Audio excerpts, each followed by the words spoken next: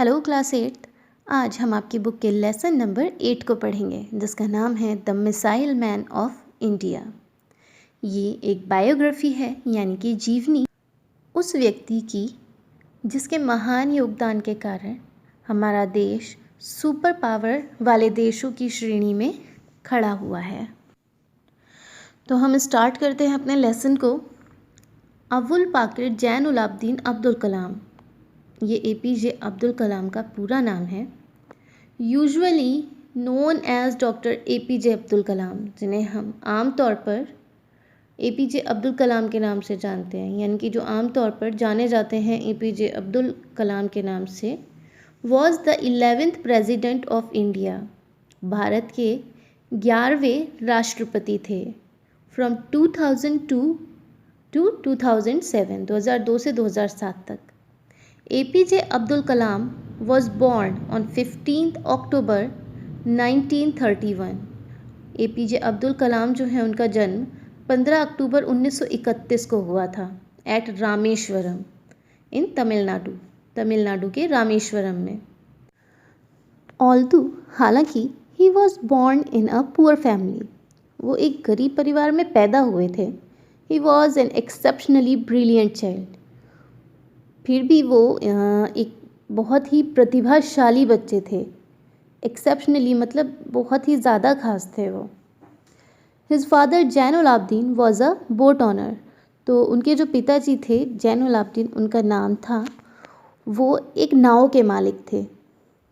Who ferried Hindu pilgrims at the Rameswaram temple in Tamil Nadu, और वो जो नाव थी, वो नाव जो हमारे हिंदू तीर्थ यात्री होते थे उनको रामेश्वरम मंदिर में लेके जाया करती थी। मतलब नदी पार करके तमिलनाडु में जो रामेश्वरम मंदिर है वहाँ पर वो उनको लेके जाती थी तीर्थ यात्रियों को।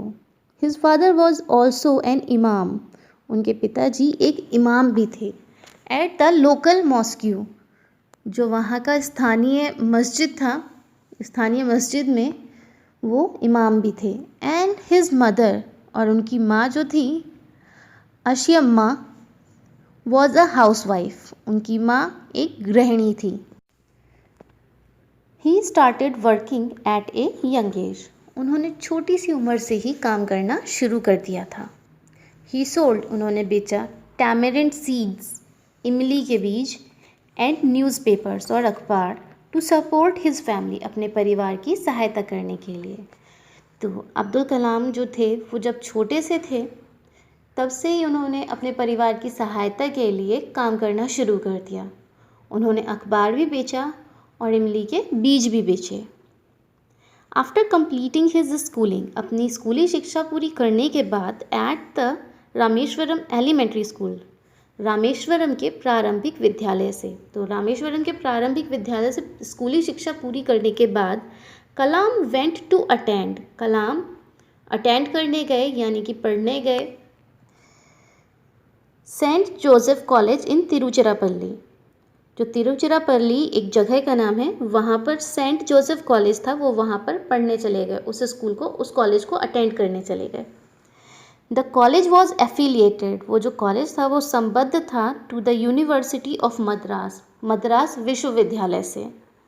फ्रॉम वेयर, जहाँ से ही ग्रेजुएटेड इन फिजिक्स इन 1954, उन्होंने भौतिक विज्ञान में अपनी स्नातक की उपाधि ली। उन्होंने स्नातक किया, वहाँ से ग्रेजुएशन किया 1954 में। ही स्पेशलाइज्ड इन एरो इंजीनियरिंग, अब ये एरो इंजीनियरिंग जो होती है ये एरोप्लेन से रिलेटेड इंजीनियरिंग होती है कि विमान किस तरीके से बनाए जाते हैं, तो वो उनमें स्पेशलाइज्ड हो गए थे, विशेषज्ञ हो गए थे। तो वो कहाँ से, from Madras institute of technology, Madras institute of technology में वो पढ़े थे और वहाँ पर वो उस विज्ञान के, उस इंजीनियरिंग के विशेषज्ञ बन गए। Doctor Abdul Kalam was a great scientist, doctor Abdul Kalam जो थे वो एक महान वैज्ञानिक थे। He was made the chancellor, उन्हें कुलाधिपति बनाया गया। चांसलर कुलाधिपति होता है, जैसे हमारे कॉलेजेस में प्रिंसिपल होते हैं वैसे ही बड़े कॉलेजेस में जो विश्वविद्यालय होते हैं उनमें कुलाधिपति होते हैं।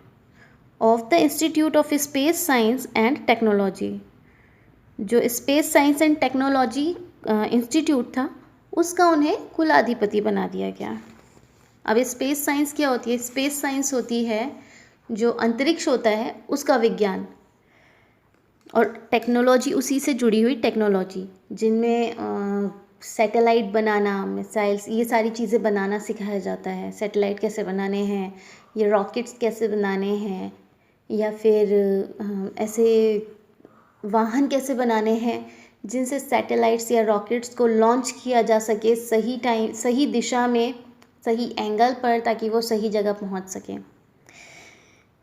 ही worked in defence research and development organisation, उन्होंने DRDO में भी काम किया, defence research and development organisation, जहाँ पर हमारे फाइटर प्लेन्स वगैरह बनाए जाते हैं या फिर टैंक्स वगैरह का काम होता है, वो DRDO में होता है। तो वो वहाँ भी काम कर चुके हैं इन 1958, 1958 में। एंड देन ज्वाइंट, और फिर उन्होंने ज्वाइन कर लिया, कहाँ जुड़े वो? Indian satellite research organisation, ISRO. ISRO में वो 1963 में जुड़ गए। He made significant contribution to the Indian satellite, उन्होंने भारतीय उपग्रह में एक महत्वपूर्ण योगदान दिया। जो भारतीय उपग्रह बनाए जाते हैं उनमें उन्होंने एक महत्वपूर्ण योगदान दिया। And also in the missile programme of DRDO, और DRDO में जो मिसाइल प्रोग्राम, जो मिसाइल्स बनती हैं, उनमें भी उनका बहुत महत्वपूर्ण योगदान रहा। और ये दोनों ही चीज़ें हमारे भारत के विकास के लिए बहुत ही ज़्यादा मायने रखती हैं। As a project director of SLV third, SLV third जो सैटेलाइट लॉन्च व्हीकल, यानी कि किसी उपग्रह को अंतरिक्ष में भेजने वाला जो व्हीकल होता है, प्रक्षेपण करने वाला जो वाहन होता है, वो SLV थर्ड, तीसरा बनाया जा रहा था शायद, थर्ड वाहन, तो उसके वो प्रोजेक्ट डायरेक्टर थे। He contributed to the development, तो उन्होंने योगदान दिया किसमें? उसके विकास में एंड मैनेजमेंट, उसके जो रख रखाव या उसका कार्य चल रहा था उसमें, ऑफ इंडियाज़ फर्स्ट, भारत के पहले indigenous satellite launch vehicle, Bharat का जो सबसे पहला स्वदेशी प्रक्षेपण, उपग्रह प्रक्षेपण वाहन जो था, उसको बनाने में उन्होंने योगदान दिया। और ये बहुत ही बड़ी बात थी। To inject Rohini satellite, Rohini उपग्रह को भेजने के लिए in the near earth orbit, पृथ्वी की नज़दीकी कक्षा में। ऑर्बिट होता है ग्रहपथ, जिस पर एक ग्रह घूमता है गोल गोल, तो उस रास्ते को ऑर्बिट कहा जाता है। His greatest contribution was in the field of missiles, उनका जो सबसे महान योगदान है वो हमारे मिसाइल्स को बनाने में है, इसीलिए तो उनको the missile man of India कहा जाता है। अग्नि, पृथ्वी, आकाश, त्रिशूल, नाग, ये 5 मिसाइल्स जो हैं वर डेवलप्ड बाय हिम, उनके ही द्वारा विकसित की गई हैं। He is known as the missile man of India, वो मिसाइल मैन ऑफ इंडिया के नाम से जाने जाते हैं। फॉर हिज वर्क, अपने कार्य के लिए, on the development of ballistic missile,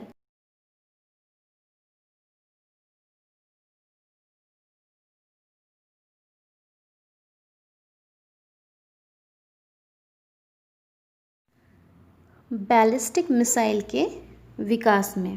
तो ये बैलिस्टिक मिसाइल जो होती है ये एक विशेष प्रकार की मिसाइल होती है। पहले जो मिसाइल्स बनती थी उन पर निशाना लगा करके उसको छोड़ा जाता था, और ये भी ज़रूरी नहीं है कि निशाना सही जगह लगेगा कि नहीं लगेगा, लेकिन बैलिस्टिक मिसाइल जो है उसमें पहले से ही एक जगह निर्धारित कर दी जाती है कि ये वहाँ जाके गिरेगा, तो जब उसे दागा जाता है तो वो उसी जगह जाके गिरती है। और विश्व में सिर्फ कुछ ही देशों के पास में ये मिसाइल है, ये पावर है, जिनमें से Russia, US, China, France, UK, north Korea और हमारा भारत भी है। दुनिया में सिर्फ इन्हीं देशों के पास बैलिस्टिक मिसाइल है।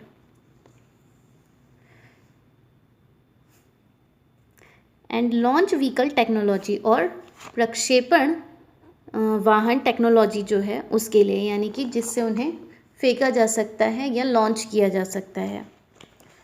तो उनका जो योगदान है, महान योगदान है, वो हमारी बैलिस्टिक मिसाइल्स को बनाने में है। साथ ही जो अंतरिक्ष में हमारे उपग्रह भेजे जाते हैं उनके लिए लॉन्च व्हीकल बनाने में है। Besides being such a great scientist, ऐसे महान वैज्ञानिक होने के अलावा he was a great writer too, वो एक महान लेखक भी थे। He has written many books, उन्होंने कई सारी किताबें लिखी हैं, सच एज जैसे कि wings of fire, ignited minds, target 3 billions, turning point, India 2020, a vision for the new millennium, my journey. ये सारी उनकी किताबें हैं, उनकी किताबों के नाम हैं। He has mentioned his dream of making India a developed country. उन्होंने अपने एक सपने के बारे में बताया है, किसमें, उनकी एक किताब है उसमें, कि वो भारत को एक डेवलप्ड, एक विकसित देश बनाना चाहते हैं। अभी भारत विकासशील है, शायद अभी तो उससे भी पीछे है। भारत को वो विकसित देश बनाना चाहते हैं, ऐसी बात उन्होंने इंगित की है, उन्होंने लिखी है अपनी किताब India 2020, a vision for the new millennium. His advice to the youngsters of the nation, उनकी जो भारत के हमारे नौजवान हैं, यंगस्टर्स हैं, उनके लिए ये संदेश है, टू ड्रीम ड्रीम ड्रीम, कि सपने देखो, सपने देखो और सपने देखो। सपने देखने का मतलब ये नहीं है कि सोते रहो सोते रहो सोते रहो। सपने देखने का मतलब है कि अपने कोई गोल सेट करो और बड़े गोल सेट करो जो सपने के बराबर हो, जिसे पूरा करना मुश्किल हो, लेकिन आप उसे मेहनत करके प्राप्त करो, ऐसा सपना देखो। ड्रीम्स ट्रांसफॉर्म इनटू थॉट्स, सपने विचारों में बदल जाते हैं। And thoughts result in action, और जो आपके विचार होते हैं वो कार्य के रूप में बाहर आते हैं, एज ए परिणाम कार्य के रूप में बाहर आते हैं। The government of India honoured him, Bharat की सरकार ने उनका सम्मान किया, किससे, उन्हें सम्मानित किया विद पद्म भूषण इन 1981, 1981 में पद्म भूषण देकर के, फिर 1990 में पद्म विभूषण देकर, और फिर भारत रत्न, और उसके साथ साथ इंक्लूडिंग उसी के साथ में Indira Gandhi award for national integration in 1997, 1997 में उन्हें इतने पुरस्कार दे करके हमारी भारत की सरकार ने उन्हें सम्मानित किया। Doctor Kalam passed away on 27th July 2015. Doctor Kalam 27 जुलाई 2015 को गुज़र गए, उनका निधन हो गया। While delivering a lecture at the Indian Institute of Management in Shillong, Shillong में Indian institute of management IIM में जब वो एक लेक्चर दे रहे थे, उस दौरान उनकी मृत्यु हो गई। The whole world was shocked, पूरा जो विश्व था वो सकते में आ गया। अचानक से इस महान व्यक्ति की मृत्यु हो गई, जिससे पूरा देश जो है, पूरा देश ही नहीं पूरा विश्व जो है वो सकते में आ गया, उसे झटका सा लगा। एंड सैडेंड, और साथ ही दुख भी हुआ, by the sudden and untimely death, किससे, अचानक और असमय मृत्यु से, ऑफ द सिंपल, साधारण, हम्बल, विनम्र, येट फिर भी, one of the greatest man of our times, हमारे समय के महान व्यक्तियों में से एक के।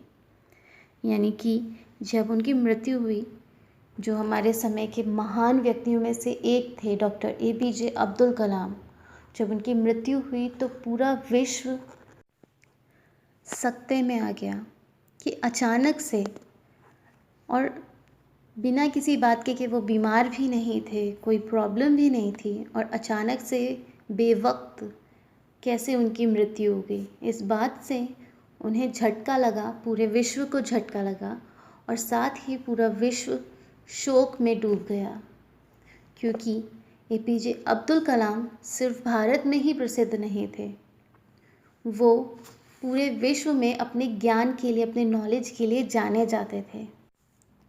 इसीलिए जब उनकी मृत्यु हुई तो उनकी मृत्यु का शोक पूरे विश्व ने मनाया। उनके फेमस कोट्स यानी कि उनकी कही हुई बातों में से एक हमारे लेसन के लास्ट में लाइन दी गई है, if you want to shine like a sun, अगर तुम सूरज की तरह चमकना चाहते हो, first burn like a sun, तो सबसे पहले सूरज की तरह जलना सीखो। यानी कि अगर आप चाहते हो कि कामयाबी आपके कदम चूमे, आप एक कामयाब व्यक्ति बनो, दुनिया में आपकी प्रसिद्धि हो, आपकी ख्याति हो, तो सबसे पहले आप मेहनत करना सीखिए। इसी अच्छी कोटेशन, एक अच्छे लेसन के साथ इस लेसन को हम फिनिश करते हैं।